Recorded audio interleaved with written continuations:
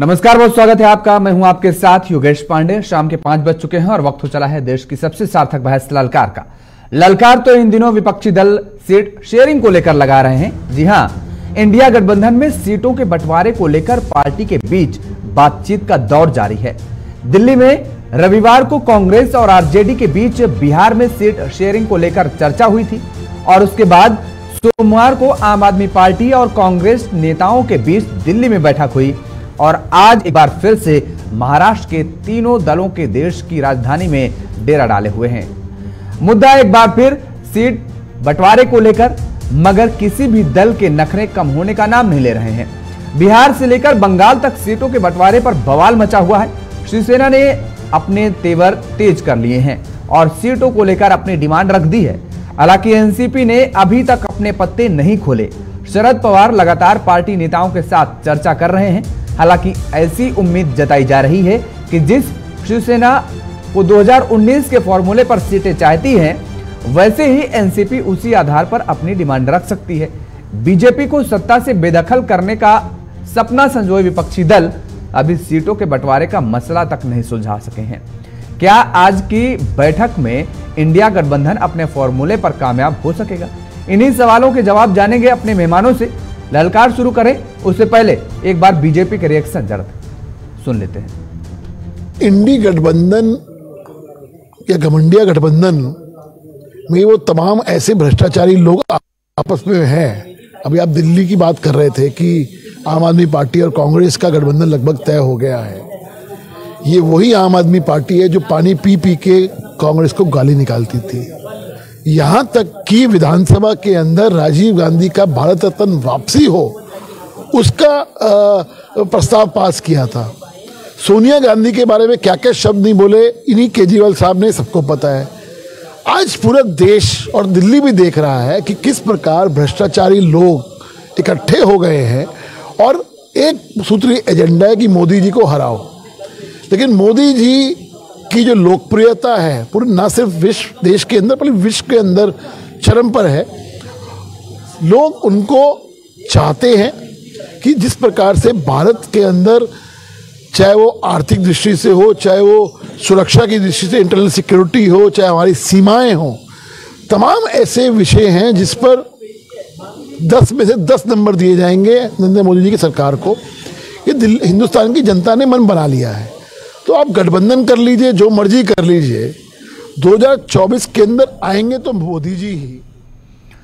तो इंडिया गठबंधन की बैठक के बीच बीजेपी की तरफ से बयान सामने आया है। बीजेपी प्रवक्ता हरीश खुराना ने इंडिया गठबंधन पर निशाना साधते हुए कहा कि ये लोग कितना भी एकजुट हो जाएं, सीट शेयर कर लें, लेकिन जीतेंगे तो मोदी ही। ये बड़ा दावा किया जा रहा है। वही विपक्ष की तरफ से दावा किया जा रहा है कि दरअसल इस बार बीजेपी को मुंह की खानी पड़ेगी। समझने की जरा कोशिश करते हैं। हमारे साथ कुछ मेहमान जुड़े हुए हैं, आपका तारुफ करा देते हैं। अश्विनी शाही जी हैं, भारतीय जनता पार्टी के प्रवक्ता हैं। किशोर झा जी, आम आदमी पार्टी के प्रवक्ता, हमारे साथ जुड़े हुए हैं। डॉक्टर विवेक कोरडे जी, कांग्रेस के प्रवक्ता, और आलोक पांडे जी, राजनीतिक विश्लेषक हैं, हमारे साथ जुड़े हुए हैं। आप सभी मेहमानों का बहुत स्वागत है। डॉक्टर विवेक कोरडे जी, सबसे पहले आपसे समझना चाहेंगे और जानना चाहेंगे कि क्या ये उम्मीद आज जताई जाए कि आज जो बैठक हो रही है, सीट शेयरिंग के जो फॉर्मूले की तलाश की जा रही है, वो सार्थक बैठक आज साबित होगी? देखिए, आज के बैठक में सिर्फ प्राथमिक चर्चा होगी, लेकिन मैं एक बात की पुष्टि करता हूं यहां पर कि जो भारतीय जनता पक्ष के जो प्रवक्ता बोल रहे थे और जिन्होंने हमें घमंडिया गठबंधन कहा, तो भारतीय जनता पक्ष का जो गठबंधन है वो बलात्कारियों को बचाने वाला गठबंधन है, भ्रष्टाचारियों को बीजेपी में लेके शुद्ध करके बचाने वाला गठबंधन है। और ये गठबंधन के खिलाफ हम सभी जो इस देश में न्याय की आकांक्षा करते हैं, इस देश में प्रजातंत्र को बचाने की आकांक्षा रखते हैं और इस देश के संविधान को बचाने की आकांक्षा रखते हैं, ऐसे सभी गठबंधन इकट्ठे हुए हैं। और मैं आपको इस बात की ग्वाही देता हूं, इस बात की पूरी गारंटी देता हूं कि आने वाले कुछ ही दिनों में ये इंडिया गठबंधन तैयार होगा, सीट शेयरिंग होगा।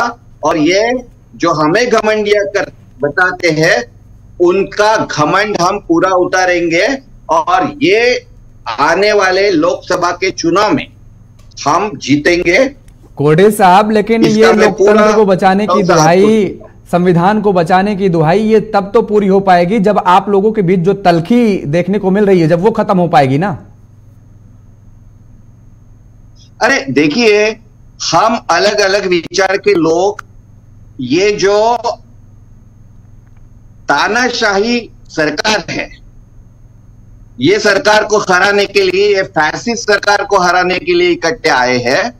इसके पहले भी हम एक दूसरे के खिलाफ लड़े थे, इसलिए थोड़ा समय लगेगा, लेकिन थोड़ा धीरज रखो ना। आप मुझे ये बताइए, क्या जो भाजपा का जो बलात्कारियों के बचाने वालों पार्टी का जो गठबंधन है, उसका पूरा सीट शेयरिंग हो गया है क्या? जो भी एक कहेगा वो सब मानने वाले वहां लोग हैं। हमारे में हर पार्टी का नेता है, हर पार्टी का अस्तित्व है, हर पार्टी के स्वतंत्र विचार है, तो हमारा गठबंधन बनने में थोड़ा समय तो लगेगा।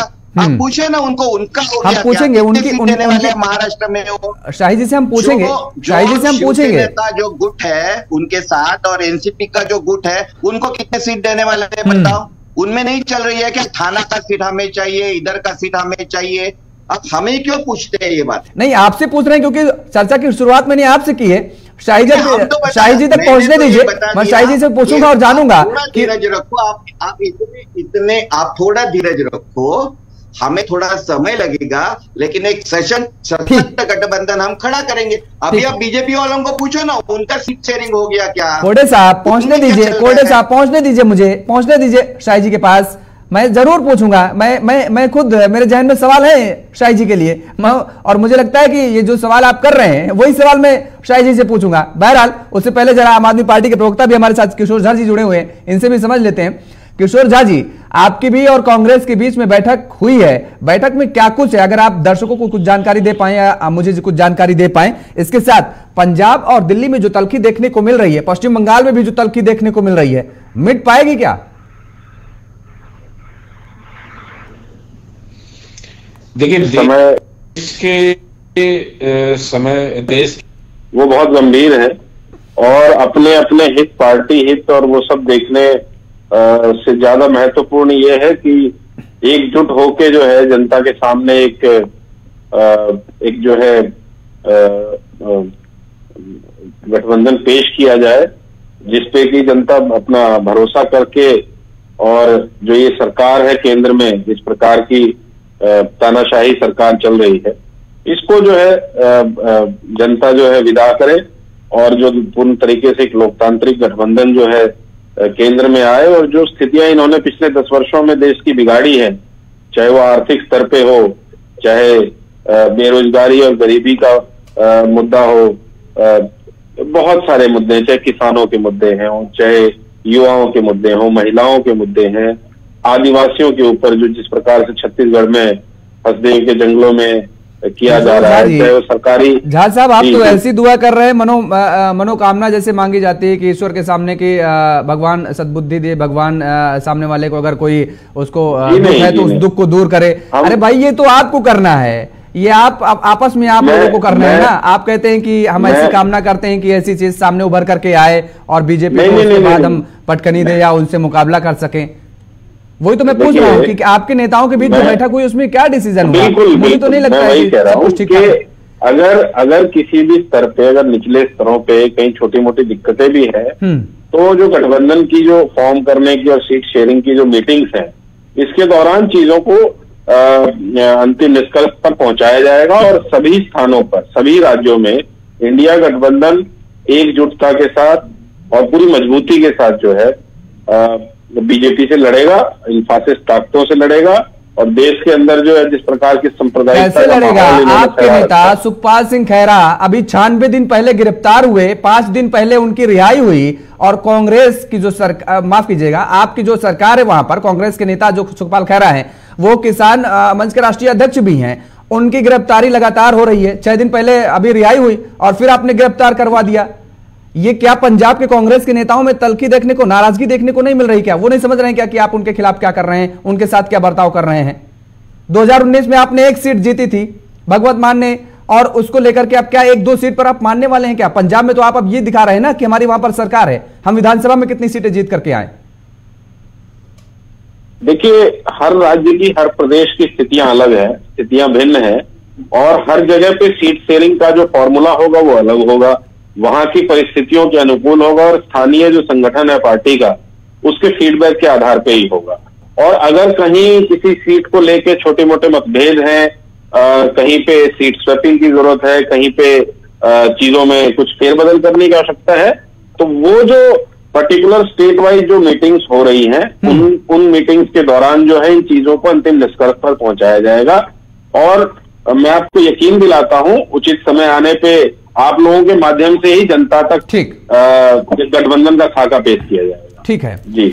अश्विनी साई जी, आप लोग क्यों मजे ले रहे हैं भाई? ये विपक्षी गठबंधन जो हुआ है, सभी विपक्ष के अलग अलग विचारधाराओं के लोग एक मंच पर आए हैं, थोड़ा सा उन्हें समय दीजिए। लेकिन लगातार ये आरोप लगाया जा रहा है विपक्ष के दलों की तरफ से कि पहली बात तो आप ये चाहते ही नहीं कि यह गठबंधन बरकरार रहे, और उसके बाद उस पर ठहाके भी मार रहे हैं।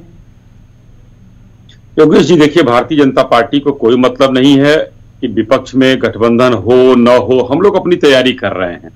विपक्ष चूंकि आज तर्क विहीन, तथ्यों का अकाल, तर्कों का अभाव, मुद्दों का सूखापन, सब कुछ है, तो ये लोग, अब देखिए, आप कुछ पूछेंगे, अभी हमारे कांग्रेस के मित्र जो है आए बाएं साए पता नहीं, बलात्कार, भ्रष्टाचार, जबकि ये लोग अपने भ्रष्टाचारियों को, सबको बचाने के लिए एकजुट हुए हैं।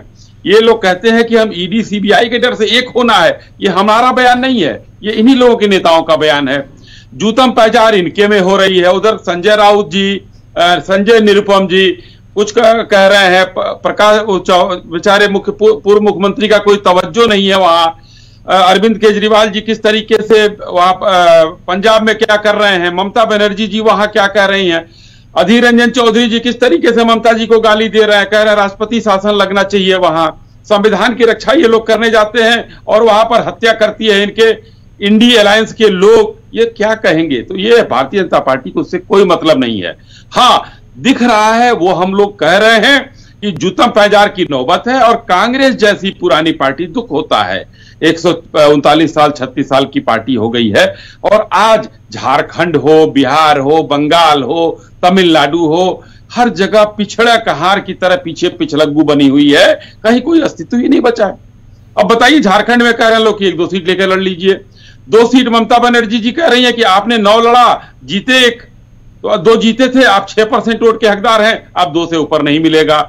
आसाम में भी हमको सीट दीजिए, ये सब देखने को मिल रहा है। विपक्षी दलों में सीट बंटवारे को लेकर के जो तल्खी देखने को मिल रही है वो जग जाहिर है, लेकिन आपके सामने भी एक संकट खड़ा हुआ है जिसका कोडे साहब ने जिक्र भी किया महाराष्ट्र में, कि आप कितनी सीटों पर चुनाव लड़ेंगे, अजीत पवार साहब को कितनी सीटें देंगे, शिंदे साहब को कितनी सीटें देंगे, क्योंकि जो 18 जो सांसद जीत करके आए थे, 13 सांसद तो शिंदे साहब खुद लेकर के चले आए, उनके साथ चले आए, तो फिर ऐसे में संकट तो महाराष्ट्र में भी आपके सामने खड़ा है ना?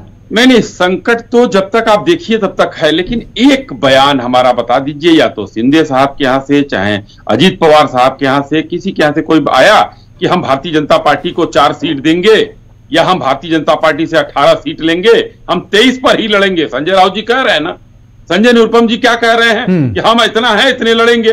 कोई किसी भी पूरे 38 दलों में जो एनडीए के गठबंधन है, पूरे देश की मैं बात कर रहा हूं, किसी ने कोई एक बयान दिया हो तो कृपया मुझे सुनाया जाए आपके प्रतिष्ठित चैनल पर, और बताया जाए।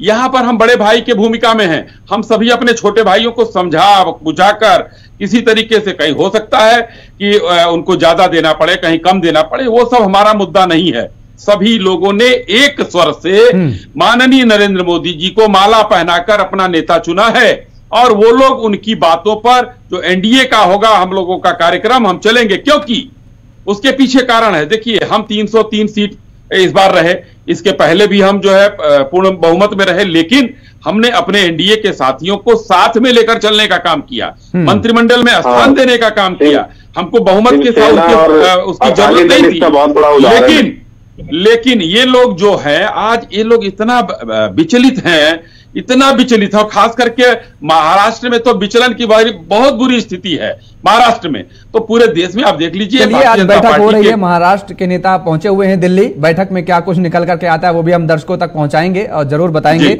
आलोक पांडे जी राजनीतिक विश्लेषक हमारे साथ जुड़े हुए हैं। आलोक पांडे जी, अब आपसे समझना चाहेंगे महाराष्ट्र में जो स्थिति बनी हुई है दोनों पार्टियों के सामने, दोनों घटक दलों के सामने, चाहे एनडीए या इंडिया, क्योंकि लगातार एक बात जो शाही जी ने कही कि हमारी तरफ से किसी भी एक नेता का बयान सुना दीजिए, यानी वीर बनो गंभीर बनो, और वो भारतीय जनता पार्टी के साथ जो घटक दल हैं वो इस लाइन पर अमल करते नजर आ रहे हैं। लेकिन इंडिया गठबंधन के जो घटक दल हैं वो लगातार बयानबाजी की सुर्खियों में बने हुए हैं।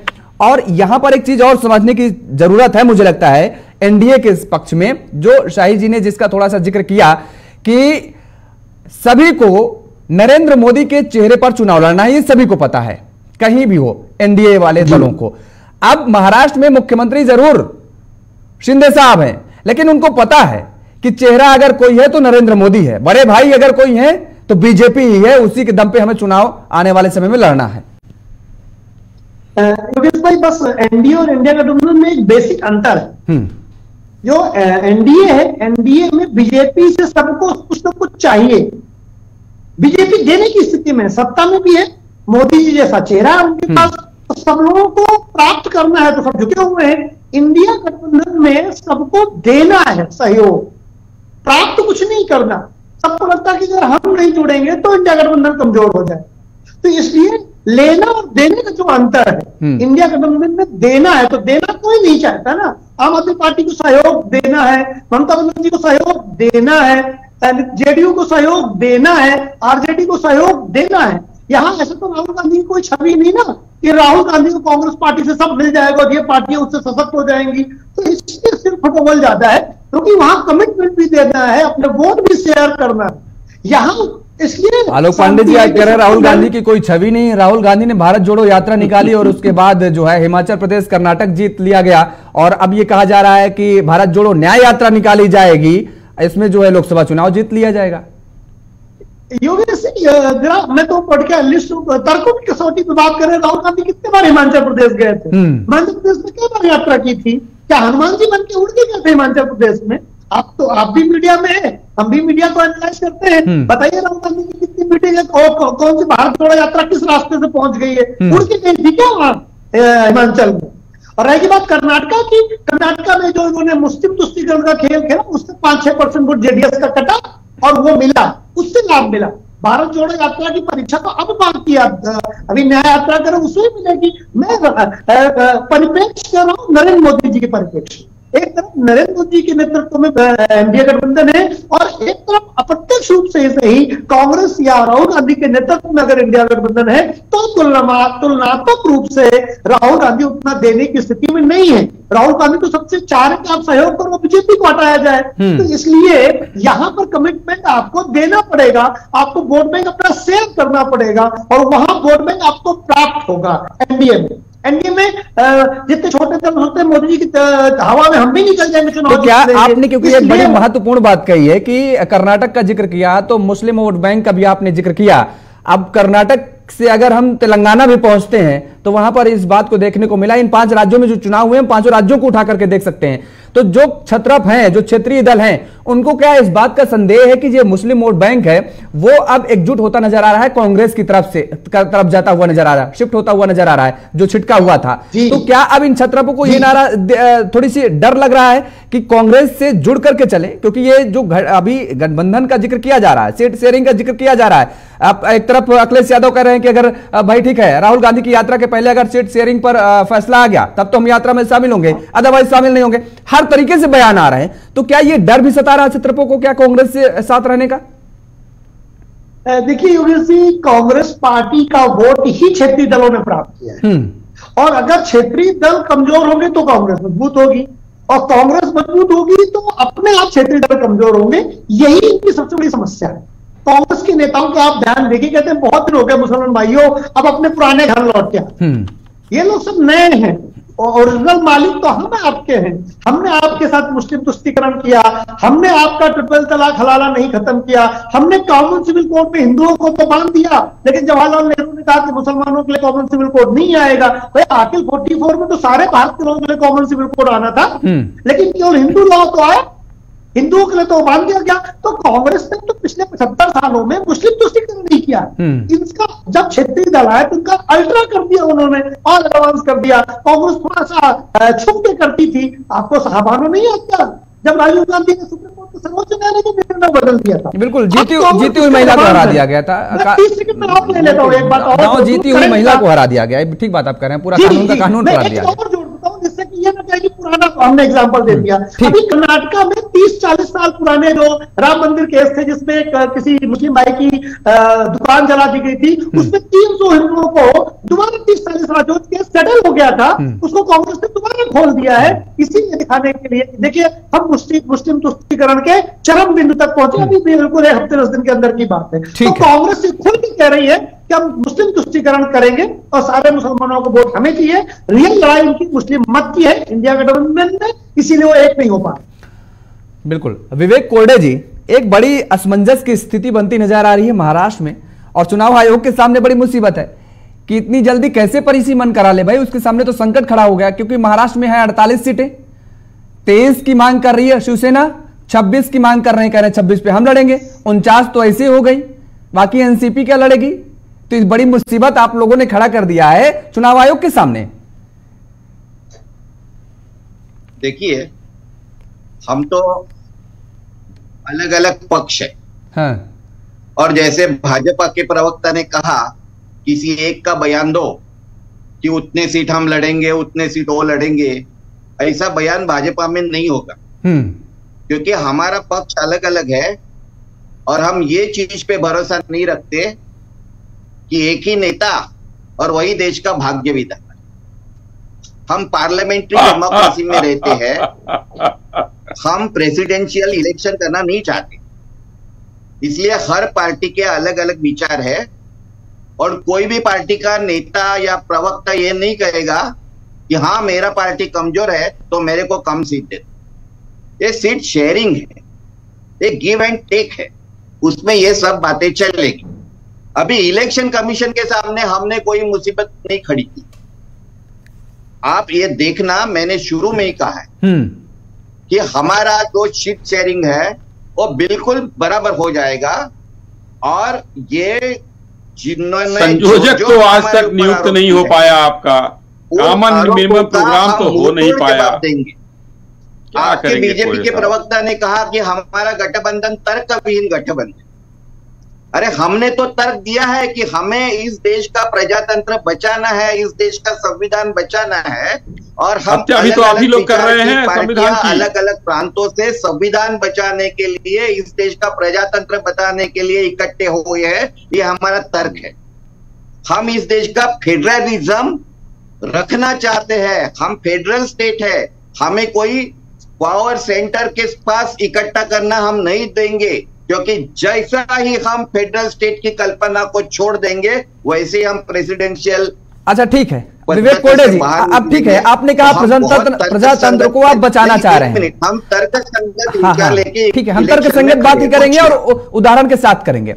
आप कह रहे हैं प्रजातंत्र को हम बचाना चाहते हैं, आपके नेता अधीर रंजन चौधरी जी कहते हैं कि पश्चिम बंगाल में दीदी के गुंडे, दीदी के अराजक तत्व प्रदेश की सारी कानून व्यवस्था को धता बताते हुए अपने कदम के नीचे लाकर के खड़ा कर दिया है, और आप कह रहे हैं दीदी के साथ हम गठबंधन करेंगे। वो कह रहे हैं लोकतंत्र की हत्या कर रहे हैं आपके नेता, प्रजातंत्र की ऐसी तैसी किए दे रही हैं दीदी, आपके नेता कह रहे हैं, और आप कह रहे हैं हम प्रजातंत्र लोकतंत्र को बचाने आए हैं। साहब देखिए, मैं वापस ये बात कहता हूं कि हम वहां एक दूसरे के खिलाफ चुनाव लड़े हैं, बहुत बीटर चुनाव हुए हैं पश्चिम बंगाल में, तो ये चीजें तो रहेगी, लेकिन आप कुछ समय का धीरज रखो, पश्चिम बंगाल में भी गठबंधन बनेगा। अभी रही बात हमें जो भ्रष्टाचारी कहा उस बात की, अभी जिनके ऊपर भ्रष्टाचार के आरोप लगते हैं, जिनके ऊपर ईडी सीबीआई छापा डालता है, वो दूसरे दिन भाजपा में जाके पवित्र होते हैं, उसके बारे में कोई कुछ नहीं बोलता। ऐसे भाजपा को, हमारे पार्टियों को, भ्रष्टाचारियों को बचाने के लिए गठबंधन किया है, ये कहने की जरूरत नहीं है, कोई जरूरत नहीं है, क्योंकि जो भी भ्रष्टाचारी थे वो सब अभी बीजेपी में जाके पतित पावन हो गए। रही बात हमारे अलग अलग विचार के, तो अलग अलग विचार के लोग इतिहास में अनेकों बार इकट्ठे आए। 1934 में कैथोलिक पार्टी और सोशलिस्ट पार्टी जर्मनी में हिटलर का पराजय करने के लिए इकट्ठा आई थी। 2015 में ऑस्ट्रेलिया में भी ऐसी चीज थी, तभी भी वहां का सब विपक्ष इकट्ठा आया था। उसी के आधार पर भारत में ये प्रजातंत्र पर भरोसा रखने वाले और संविधान पर भरोसा रखने वाले। चलिए, आपका जवाब मैं शाही जी से ले रहा हूं, लेकिन आपने इतिहास का जिक्र कर दिया तो मुझे नहीं याद है कि 1984 के बाद कांग्रेस फुल मेजोरिटी के साथ कब सरकार में आई थी, मुझे तो नहीं याद है। 1984 के बाद कांग्रेस का फुल मेजोरिटी में सरकार में आई थी, मुझे तो नहीं याद है। अगर आपने इतिहास का जिक्र कर दिया है, 89 का जिक्र करें, उसके बाद का हम जिक्र करें, तो मुझे तो नहीं याद है फुल मेजोरिटी के साथ। लेकिन बीजेपी तो दावा कर रही है 2 बार बनाए, तीसरी बार हैट्रिक मारने। खैर, आपके सवालों का जवाब शाही जी से ले लेते हैं। शाही जी, योगेश जी, देखिए, आधा तो आपने जवाब दे ही दिया और आईना दिखा दिया कोड़े साहब को। कम से कम इन लोगों को इतनी चीजों को, देखिए, पढ़े लिखे हैं बेचारे, समस्या है कि किस तरीके से कांग्रेस को डिफेंड करें। राहुल गांधी को पार्टी में लोग गंभीरता से नहीं लेते हैं, तो ये लोग आप किस तरीके से उनको आपके सामने बताना है। मगर एक बात जो है वो सामने दिख रही है कि 84 की बात छोड़ दीजिए, आप पीछे जब 75-76 की बात थी तो फेडरलिज्म नहीं था क्या देश में? किस तरीके से इमरजेंसी लगाकर आप लोगों ने संविधान को नष्ट करने का काम किया, और आज कह रहे हैं हम संविधान बचाने चले हैं। वाह भाई वाह, वाह! अरे गिरगिट भी शर्मा जाए ऐसे दोहरे मापदंड से। आप लोगों ने सिखों का नरसंहार किया, भागलपुर अखोड़वा कांड कराया, हैदराबाद के दंगे कराए। क्या उस समय फेडरलिज्म में विश्वास नहीं था आप लोगों का? आप लोगों को संघीय शक्ति में भरोसा नहीं था कि हर जगह मारकाट मचा रखा था आप लोगों ने? आज देश का कोई भी राजनीतिक दल आपको गंभीरता से नहीं ले रहा है किशोर साहब, कोड़े साहब। आज देखिए, कुल मिलाकर एक नया नैरेटिव सेट हुआ है कि जहां भी लोकल, अभी आलोक जी ने कहा कि जो वहां के लोकल क्षेत्रीय पार्टियां हैं उन लोगों के पास आपका वोट है। भारतीय जनता पार्टी तो सबका साथ, सबका विकास, सबका विश्वास के साथ चलती है। आज देखिए आप लोगों ने किस तरीके से उलझ जाते हैं। अभी लक्षद्वीप का हुआ, किस तरीके से आपके बड़बोले प्रवक्ताओं ने क्या क्या बोलना शुरू कर दिया, और आज एक देश हिल गया। मालदीव 3 मंत्री हटा दिए गए, अविश्वास प्रस्ताव आ गया। ये है नरेंद्र मोदी की ताकत। आप बता दीजिए जरा, कहीं कुछ किया हो आपने? तो नहीं कर सकते हैं। आज आपकी स्थिति याचक की है। पूरे देश में उत्तर प्रदेश में 2% वोट है, बिहार में आपका 4 सीट से ऊपर देने वाले नहीं है, झारखंड में 1-2 सीट देने वाले हैं, पश्चिम बंगाल 2 सीट देने वाले। कहां लड़ेंगे आप? तमिलनाडु में पिछलग्गू हैं आप, पंजाब में हमारे आम आदमी पार्टी के मित्र बैठे हैं, 13 सीट में से कह रहे हैं 13 हम लड़ेंगे, बाकी आप लोग अपनी व्यवस्था कीजिए। अभी आपको कहा ही योगेश जी ने कि परसीमन इतना जल्दी तो हो नहीं सकता, महाराष्ट्र का भी वही हाल है। आप लोग अपनी चीजों को देखिए और उसके बाद एक बड़े भाई की भूमिका में आने की कोशिश में कहीं हैं आप तो बता दीजिए। भारतीय जनता पार्टी 38 दलों के साथ आज है, पहले भी हम एनडीए में थे। आपका तो यूपीए का जो है विसर्जन हो गया, हमको लगता है संगम में हो गया या समुद्र में फेंक दिया। किशोर झा जी बड़ा मंद मंद मुस्कुरा रहे हैं। आप ही के सवालों से मैं ले लेता हूं, उनका जवाब उनसे समझना चाहूंगा किशोर झा जी से। किशोर जी बताइए, शाही जी कहां गलत बोल रहे हैं? भाई, याचक की भूमिका में आप कांग्रेस को खड़ा करने की कोशिश कर रहे हैं। दिल्ली में 7 सीटें हैं, 7 बीजेपी जीती, और अगर 19 का लोकसभा चुनाव का हम जिक्र करें तो कांग्रेस को लगभग मुझे जो है कि 22% के आसपास कांग्रेस को वोट परसेंटेज मिला था, और आपको 18%, यानी आम आदमी पार्टी को। अब आप ये दावा कर रहे हैं कि भाई साहब नहीं, 20 में जो विधानसभा हुआ, फरवरी 20 में, तो उसमें हमने सत्ता पर काबिज हुए हम, और कांग्रेस को मुंह की खानी पड़ गई, तो इसलिए हम यहां पर बड़े भाई की भूमिका निभाएंगे। पंजाब का उठा के देख लेते हैं, पंजाब में भी अगर यही हाल रहा तो पंजाब का बात करें तो आप कह रहे हैं कि भाई साहब हमने 1 सीट लोकसभा में जीती थी पिछले लोकसभा चुनाव में, लेकिन सत्ता पर काबिज हो गए हैं, इसलिए अब कांग्रेस वहां पर दावा नहीं ठोक सकती है। जबकि लोकसभा के मद्देनजर अगर देखें पंजाब को भी, तो मुझे लगता है कांग्रेस सबसे बेहतर वहां पर खड़ी हुई है आज भी।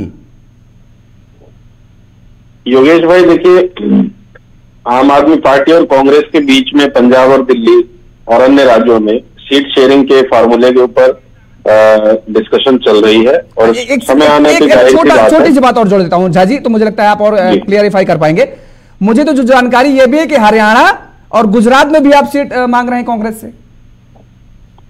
जी हाँ, पार्टी की जहां जहां प्रेजेंस है, जहां जहां पार्टी काडर है, जहां पार्टी मजबूती से पिछले दिनों चुनाव लड़ी है, जहां पार्टी के विधानसभा में विधायक हैं, जहां वोट शेयर है हैंडसम, तो उन जगहों पे जरूर कोशिश है कि अपने कैंडिडेट खड़े किए जाए। और वो सारी चीजें देखिए, वो बारीकियां हैं, वो टेबल पे बैठ के डिस्कशन होंगी और उन्हीं में क्लियरिटी आएगी। लेकिन मेरे को शाही जी की बातें सुन के बड़ी हंसी आ रही थी। ये बता रहे थे कि एनडीए में कोई 38 दल हैं और शाही जी भाजपा की 303 सीटें हैं, एनडीए की कितनी सीटें हैं? एनडीए में आपके लिए सबसे पुराने आपका रिकॉर्ड रहा है कि एनडीए के साथ जो दल गया है, एनडीए जो ब्रजभूषण जनता पार्टी ने उस दल को ही खत्म कर दिया, चाहे वो शिवसेना हो। देखिए कितनी पुरानी, सबसे पुरानी इनके सहयोगी अलायंस पार्टनर रहे हैं वो। पंजाब के अकाली दल की बात करें, वो है। और भी कई राज्यों में जो है इनके उदाहरण ऐसे भरे पड़े हैं कि जो दल इनके साथ गया उस दल का इन्होंने सर्वनाश कर दिया। तो भाई ऐसे आप 38 लोगों को पता नहीं कौन सा दल है, क्या प्रेजेंस है, कहां से ये दल हैं। आपको अगर 2-4 दलों के नाम पता हो तो आप बताइएगा, और कितनी उनकी संसद में उपस्थिति है इस पे भी जरा चर्चा हो जाए। तो जो एनडीए बनाने की आप बात कर रहे हैं, ऐसा कोई गठबंधन नहीं है। वहां पे एक मोदी जी है जो परम पूजनीय है आप लोगों के लिए, लेकिन हमारे लिए देश के अंदर लोकतांत्रिक व्यवस्था का बने रहना वो बहुत महत्वपूर्ण है। संसदीय प्रणाली का बने रहना महत्वपूर्ण है। एक सवाल जोड़ता हूं किशोर जी। देखिए, चलिए 38 दल हमको आपको नाम याद नहीं है, वो हमारे लिए बहुत बहुमूल्य है। वो 1 सीट के हो चाहे वो 150 सीट के हो, उसका कोई मतलब नहीं। आप 2-4 दलों का नाम ले लीजिए ना। नहीं, हम अब यहाँ पर देखिए क्विज नहीं हो रहा है, लेकिन आप हमारे 38 दल हैं ना हमारे साथ, वो 2-4 दलों की बात आप छोड़ दीजिए। राजनीति में ना कोई दुश्मन होता है ना दोस्त होता है, ये कहा जाता है। तो लेकिन आप लोगों ने तो ऐसे ऐसे को दुश्मन और दोस्त बना लिया है। जिस तरीके से अरविंद केजरीवाल जी का एक वो भाषण हो रहा ना, बंद करो सोनिया गांधी को, सब पता चल जाएगा कितना भ्रष्टाचार हुआ था, कोई जांच नहीं, और सारे भ्रष्टाचारी आपकी पार्टी के बंद हो गए जेल में। तो ये सब लालू प्रसाद यादव के खिलाफ आप क्या करते थे, आज गले मिल रहे हैं उनसे। तो इस तरीके के लोगों को संविधान बचाने के लिए आप लोग मिल रहे हैं, थोड़ा सा विचार कीजिए, क्योंकि हम अपने बदौलत 303 सीटों पर हैं। आपका सवाल आ गया, सहयोगियों को मंत्रिमंडल में आपका सवाल आ गया, आपका सवाल आ गया। देखिए तमाम उम्र जो है, तमाम उम्र आप लोग महबूबा मुफ्ती को आतंकवादी बताते रहे, आतंकवादी समर्थक दल भी नहीं, आप लोग आतंकवादियों का दल बताते रहे, और उनके साथ एक निशान और एक झंडे की बात करने वाली दल पार्टी जो है भाजपा, वो 2 झंडे के तले उन्होंने सब मोदी जी ने, आदरणीय मोदी जी ने जो है उनको शपथ दिलवाई, महबूबा मुफ्ती के पिताजी को, आप उनके मुख्यमंत्री पद के मुख्यमंत्री बनने के बाद। तो आप जो है, आप जब ऐसी नैतिकता की बातें करते हैं, कर दिया झंडा, एक निशान हो गया। आप देखिए आप जिन्हें आतंकवादी कहते हैं, आप उनके साथ अगले दिन सरकार बना लेते हैं। आप पंजाबियों को जो है खालिस्तानी के नाम से संबोधित करते हैं। जेएनयू में जो छात्र हैं, जेएनयू में जो छात्र हैं, बिट्टू जी ने किया था, उनके साथ कांग्रेस के सांसद है बिट्टू। आप जो है जेएनयू में जो तमाम छात्र हैं जो पूरे देश के अलग अलग कोने से आते हैं, उन सबको आप अलगाववादी और टुकड़े टुकड़े गैंग बताते हैं। अगर नहीं आप तो जो है किसान जो है, आप बता दीजिए, आप बता दीजिए कन्हैया कुमार कहाँ है आज? आप बता दीजिए, आप कन्हैया कुमार कहाँ है? बताइए ना, आप बता दीजिए कन्हैया कुमार के ऊपर क्या कार्रवाई हुई? कांग्रेस के में बैठे वो जो एक दूसरा वाला था, वो आप बता दीजिए, उसके ऊपर केस चल, आप ये बता दीजिए कन्हैया कुमार के ऊपर क्या कार्रवाई हुई? भाई फोर्ड फाउंडेशन से चंदा लेने वाले, आतंकवादियों के घर में रहने वाले आपके संयोजक, उनके बारे में भी कुछ कहेंगे क्या? अरे शाही जी, आप इस लाइन पे आएंगे तो बहुत मुंह की खाएंगे। ऐसा नहीं, एक नहीं करेंगे, शाही जी रोक लेंगे। आप ही की बात को आगे बढ़ाते हैं झा साहब, देखिए आप ही की बात को आगे बढ़ाते हैं, आलोक पांडे जी समझ लेते हैं, आप ही की बात को आगे बढ़ा लेते हैं। झा साहब ये समझने, पांडे जी आपसे ये समझना चाहेंगे कि देखिए झा जी ने उदाहरण दिया जम्मू कश्मीर का कि क्या हुआ, आपने किया, हमने क्या किया, लेकिन ये बात तो ठीक है ना कि एक दूसरे को, जो नीतीश कुमार कल तक लालू प्रसाद यादव को न जाने क्या क्या बोलते रहे, और जब बैठक होती ही दिल्ली में तो कहते हैं लालू प्रसाद यादव की ठीक है आप ही डिसाइड कर लीजिए कि इतनी पार्टी हम लोगों को चाहिए, मतलब जेडीयू से कोई बैठक में भी नहीं गया।